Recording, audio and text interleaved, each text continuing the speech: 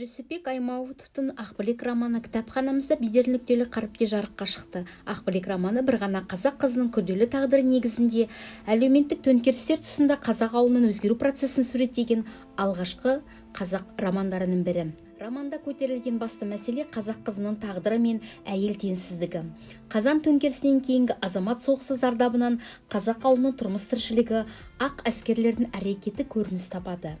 Ақбілектің ауыр тағдыры арқылы әлеуметтік теңсіздік пен қазақ әйелінің трагедиялық тағдыры суреттеледі. Қазақ ауылын талқандаған орыстың ақ әскері, қамқор әке мен мейірімді ананың аялы алақанда ерке өскен, ақылына көркі сай Ақбілекті тұтқындап, өздерімен алып кетеді.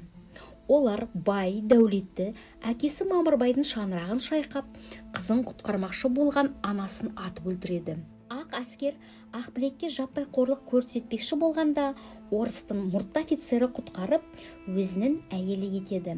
Біраз күннен соң тәні кірлеп, жаны жүдеген Ақбілек Қарамұрт соғысқа кеткенде ауылынан қашып кетеді. Қорлықтан өлгенше тентіреп өлгенін артық санап, жапан далада жалғыз қалады. Түнде қаптаған аш қасқырлардың қоршауында қалып, таң атқанша тезек шөпшек тұтатып, маздатып жағып аман қалады. Бірақ оның өмірге деген құлшынысы, жүрегіндегі болашаққа деген сенімі өшпейді. Ауылына оралған Ақбілектің әкесі сырт айналады. Бұрынғы сүйген жігіті Бекболат та аяғы ауыр екенін білгенде, одан бас тартады. Тілеулес Ұрқия жеңгесі ғана қиындықпен күресуіне көмектеседі.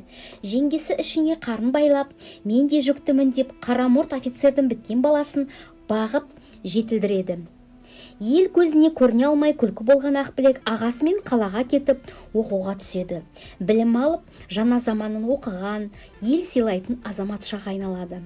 Кейін Балташ тәйтеніне қосылып, өз бақытын табады. Осылай, төзімділік пен табандылық арқасында қиындыққа мойымай, алға ұмтылып, оқыған дана ел қатарына қосылады.